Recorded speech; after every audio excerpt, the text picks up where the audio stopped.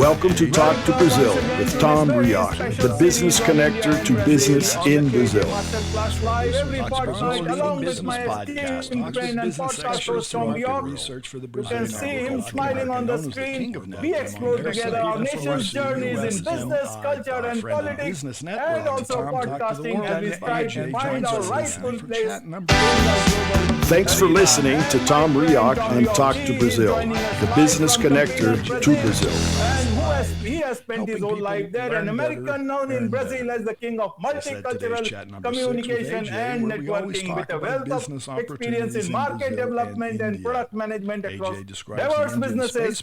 Tom is the founder and host of Free Business Podcast, is a public speaker and also an author. His deep expertise and extensive network will provide invaluable insights into Brazil's dynamic landscape. And today we are talking about, we are exploring top research centers in India and Brazil. Welcome to the show, Tom. Well, Ajay, thanks again for having me. Thanks for creating this chat that we're able to share information on both sides of several oceans, actually, of opportunities in India and opportunities in Brazil. And since our last chat, it's been very exciting from a Brazilian standpoint, really to see and hear the fantastic developments by India in their space program. So, landing on the moon and shooting another shot a couple weeks later to the sun are major experiences that really land, I would say landing in that sense, they land very well here for Brazilians. Because India, again, as we've spoken before, there are opportunities there are opportunities here. Sometimes they're overlooked. All right, of what the competence of each country is and has. So from our point of view, in Brazil, that was highlighted, was on the news, had been repeated many times, showing the success of what Indians have done and are doing. And obviously a very intense space program that really hasn't caught, let's say, the Brazilian eye before. So congratulations to you and what's happened. Like to hear your thoughts. How did Indians react to that? Absolutely. And congratulations should go to the scientists, to the people who worked on this whole project. India has been making strides since quite a long time, but this was very special. But before I come to how exactly India reacted to it, I want to understand from you, Tom, is that how did Brazil look at it? We get to understand and hear news about how this event was covered in the Western side, in the newspapers there, but people don't know about thoughts in Brazil. So let's first understand from you, what was the general perception in Brazil? How much they noticed it, how much they did not notice it? No, very highly noted. All of the major Brazilian communication networks, radio, television, multimedia, carried it very extensively and very positively. And compared to other ventures by other countries, Brazil obviously has never landed on the moon. But Brazil is highly engaged in outer space development. The northern part of Brazil, just north of the equator, Brazil does have a launching pad that is used by other countries because of its proximity to the equator. Launching of rockets into outer space, satellites, whatever, is sort of an ongoing process here. And there is development. It doesn't make the headlines, obviously, that landing on the moon does, or a couple weeks later, shooting at the sun. So, and it's still ongoing. So I think there are a number of things that awaken Brazilians towards India in terms of development and further relationships. So that's the positive side. We've known for years, and we've talked about here, of the Indian expertise in terms of mathematics, in terms of science. There are very highly educated Indians throughout the world working on projects. But to see that concentrated in India, I think it was very positive. It's a positive moment even for Brazil, because as the the BRICS move forward and are gaining more notoriety in a positive way, what India has just done adds to that, all right, to the strength of the BRIC countries in sharing technology, in sharing learning, and sharing opportunities. So it's nothing better than very good. Absolutely, absolutely, Tom. And so now the Indian side, India knows about its prowess in launching satellites, in about space. A lot of Indian students are, they are science enthusiasts. We keep on watching not only at what is happening at the international level, but we also very keenly watch where we stand in terms of our own space program. And this is the result of hundreds and hundreds of scientists who have been working on this for many years. And you see, it is all the fruit. And some people still have their own reasoning, their own way of thinking. Like there was this one, I would not say which channel, but there was report that India has got some problems in poverty and all. Is it justified to spend money on things like that? It is not a time to delve into that. That's their way of looking at it. Perhaps they are not too much aware of how things go, how things are actually on the ground. These things are everywhere, but you have to take the shot. Humans are more of exploring in nature, and we need to explore what is there for us. As you know, somebody who was looking at the Mount Everest and they asked him, why do you want to go for that? And the phrase, because it's there. So we went, and in terms of the space, in terms of the moon, we all are trying to go. NASA, European Space Center, or anyone else, we are going there because that is where humans need to understand how it is, and that is where Indians are very, very proud of it. It is like an endorsement of our understanding of science and technology. It is the thing, because now the world understands it. It is like one social proof. Not that we needed this proof. The proof was already, the international community was giving this proof. But as general people, when you move out, people now understand it, that this is something special. And India, though India is the fourth nation to be on the moon, on the South Pole, if I understand it correctly, we are the first nation, especially this is the soft side of the moon, the dark side of the moon, or, where you can't see. There is, for billions of years, there have been no sunlight as such, if that is what my understanding is. And that is where our Pragyan lander rover is trying to find out more things. And in terms of minerals also, people say that there are much more chances in terms of ice. This will help, all the scientific community in future to know more about how we can use moon as the launch pad for future space exploration. So that is something, as our Prime Minister also said during that time, that even though it is the India who has done it, it is the achievement of humanity as a whole. We have always thought about any sort of an achievement like this as something which is an achievement for the betterment of humanity. These are thoughts not just of our Prime Minister. These have been thoughts of the way Indians have been. That is why thousands and thousands of years back, our ancestors, those people, they came out with this whole idea of Vasudhaiva Kutumbakam, meaning the world is one family. And that is what our Prime Minister reiterated. So that was one thing. And then just a few days later, we have gone for this Aditya L1.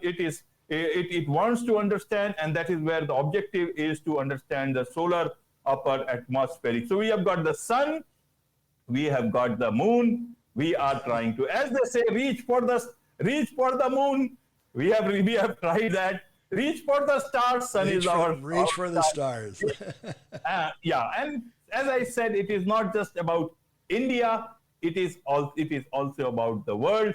We have this one Earth, one planet, and every achievement of such belongs to all of us. We cannot see all these things in isolation, even though as individuals we may find it. And that is where the point comes in, that there is so much to, also know about Brazil. It has got excellent research centers down there in Brazil. So help us understand how people should look at in terms of the research centers that you have in Brazil, so that we get a peep into those things. Normally, we get to hear Brazil from a different angle in terms of the Amazon forest, in terms of politics, in terms of few other things, BRICS, association with BRICS.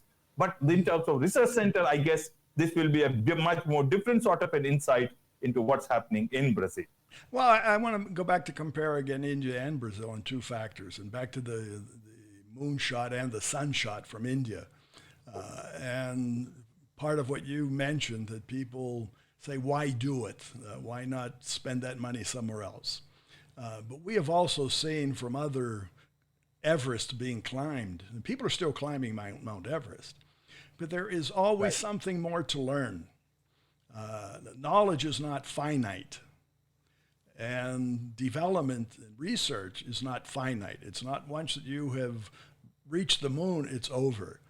Actually, the end of a moonshot is the beginning.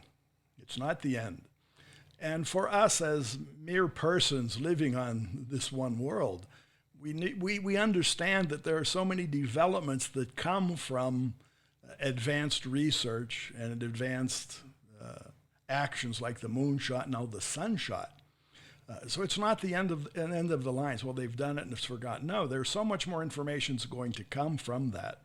And we've seen that as persons here, that there's so much today that has been gained from these in terms of medicine, in terms of just basic research. But on the Brazilian side, and this may add to what we just talked about in India, Brazilian academic research has always been very intense, and also world known, but within a closed academic environment, let's put it that way. And I'm speaking here from Campinas, and literally my backyard is one of the largest research centers in the world. It's really one of three, and it's called the CNPEM, the Sirius Project. And this project is really one of three in the whole world. And I had the opportunity of visiting that a couple weeks ago with another group that I'm part of called the Future Advisory Board. And what we do in this group is to talk about the future. That's very simple. And we've been doing this for over 7 years, and we have seen that the future becomes the present very quickly. In the past, we were looking at the future as sort of something far away. But the future for us, and you know that, Ajay, future is, tomorrow morning. So the advancements from science, from everything, from business, agriculture, we've talked about, happens very quickly. So really, in my own backyard, there's an investment that's taken years to be put together. I was able to see that. It's sort of walking into a Star Wars type atmosphere. And as a common person, you're actually seeing something that you're not really sure what it is you're looking at. But it's so highly technical. And it's open to research, not only for Brazilians. It's part of an organization that's obviously open to the academic researchers in Brazil, but it's open to the world. And it is known by a very small group of researchers throughout the world. And one of their drives now is to open up that opportunity and to invite other companies, persons, to do that research here. So if you have that, and as you've seen, you have it in India, you have the installations, you have the manpower, the people power, the brain power to handle the research. It's very complex research, very, very high, extremely high technology, and it exists. And so this was the opening for me and for this group of Future Advisory Board members, really to be part of that future. And at the same time that we were able to visit the installation, and this is called the Sirius Project, they also announced a second ongoing investment for further research, which will make the Brazilian Sirius Project one in the whole world. So they're making an addition to it, and they're called the Orion Project. So the Sirius Orion Project in a couple of years will be the only place in the whole world where you'll be able to carry on research of this level. And again, it will be open up to companies, to academics throughout the world to do their research. And I can see that happening now in Brazil and India, talking about India. Obviously, the academic and academia persons, India and Brazil, have an understanding of that. But as companies, India has always been very high in pharmaceutical research. We've talked about energy. We've talked about other, now space research. So there are certain things that you will need laboratories in other parts of the world to carry on that research. Because the investment in this type of research is extremely high, extremely high. But the payback comes from being able to offer that as a service on an open basis. So it's not that the Brazilians say, well, this is ours and we don't want anybody to come. No, they want other companies, other persons, other countries to come and share that. And this is what I go back to highlighting the BRICS, not to get into political discussion here, but the more that each of these countries learn about each other, all right, the more sharing can be done. And we've spoken about this before, just to get these leaders around the table. And several of these leaders are not very friendly amongst themselves. But we have seen some very high-level discussions taking this forward. And on the research side, that's the same thing. It's not a football game. It's not a soccer match. There's really no winner here. We can all win, but it has to be collective. It has to be sharing. And I see that happening. So the openness of the borders, all right, along the lines, and then on the space projects on the Indian side, here on the Brazilian side for research, I can see that happening more often. And again, what we're doing is bringing those headlines and highlighting it to other users. So our listeners, the people who are watching us and hearing us, can really understand that both India and Brazil are top shelf research establishments.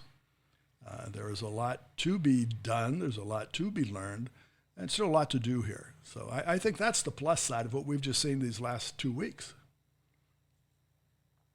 Absolutely, absolutely. We got to know about your research centers there down there in Brazil. And, it's nice to have this understanding so that, it would be a good thing. I don't know, it must be already happening, but more research exchange between the two countries and more people, go to each other countries and understand. I'm sure it must be happening at certain level. And talking about the moon part, I forgot to mention about when you talked about the interest from India.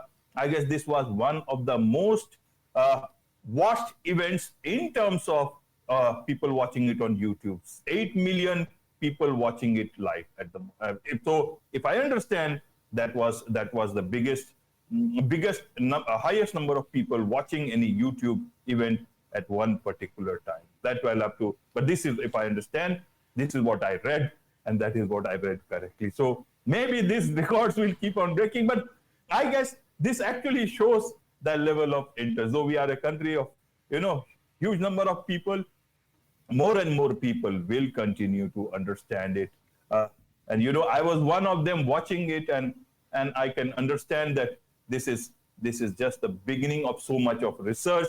All those different organizations have been doing, and talking of various research organizations, people who want to know about Indian research capabilities and understanding, they can always look at, either in terms of medicine, either in terms of other sort of research. In terms of medicine, everybody knows, a lot of people from outside also try and understand it. There are private sectors also, but in the government sector, we have got the All India Institute of Medical Sciences. A lot of research keep on happening. It's here in New Delhi, and people can know more about it on its website. And in terms of, you have got also the Tata Institute of Fundamental Research, ISRO, that is the Indian Space Research Organization.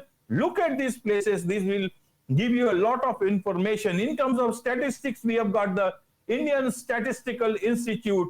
And last but not the least is the Defense Research and Development Organization, DRDO, which is looking at creating a lot of equipments in terms of, in terms of the defense sector, not only using for use. We all want not to use any sort of arms in the way it is, but in terms of defense, we are trying to produce a lot of things within India in collaboration and also are equipping other nations who need such technology. So there are even in terms of agriculture, if you ask, we have got the Indian Council of Agriculture Research. So many research institutes are there. Even I will not be, I'm not aware of all of them. I need to do my own research on that.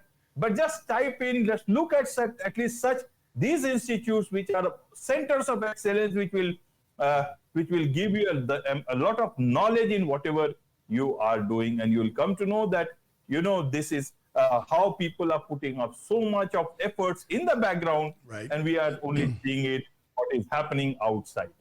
I want to touch on a point that you mentioned. You mentioned YouTube, all right? And if we go back, and I remember when the first moon landing, the first space shots happened, and some of them we were able to watch on television. The quality of those shots years ago was very poor. There wasn't any real global communication at that time. So what we actually see today of those first experiences are very poor quality videos, right? And they probably were not available throughout the world at that time. But what you just mentioned, and you're a specialist in YouTube, okay? Now, and that's to the point of how technology is actually being used. So you mentioned the Indian moonshot was highly visible on YouTube. And what has YouTube become? It's become a global platform really to see anything and live and to be part. The KAJ Masterclass Live exists because of that. And you have the same planetary reach that your Indian space shot has. And I know that we will be partners today. We're talking about multicultural communication. Part of multicultural communication is not only communicating, but have that communication reach various cultures. And today we're talking about the world. And you can reach anybody in the world. Shortly you'll be reaching the moon, you'll be reaching the stars. But the technology, the YouTube technology was created in advance because of success from others. And we tend to overlook those successful points, because those persons who were born today, the younger person, born within the internet and YouTube, it's always been that way. So they can take their handheld device, literally anywhere, and you can watch a moonshot live. Absolutely. In top quality. The same way you can watch KAJ Masterclass live in top quality. So these are the things sometimes that we overlook in research advancements. And as users, all right, to bring that back to our level. So how are we integrated? How have we become integrated in the rest of the world? And that's any event. And they're very simple, not a simple, it's a very complex device. Because our handheld devices are probably they're probably as complex as a moonshot, but we don't realize that. We don't understand how much technology has been placed into so small things. We're talking about a chip. So I think what we need to do, what you do very well, is the multicultural communication part. You're using the platform to get the information out. So to these research organizations, both in India, and I'm referring now to the CNPM here in Brazil, they also need to use the same platforms to get their information out, to show what they're doing. And that's the multicultural communication part. So the platforms are there, the information needs to be shown and needs to be shared, so that there's a better understanding of why shoot for the moon. All right. Why shoot for the sun? Why climb Everest? Why do anything? Why, and we've talked about this on the previous show, why manufacture motorcycles in Brazil? There are answers to the whys everywhere. And it's there. So I'm just happy again to see the expanse of what you're doing. All right, back to YouTube.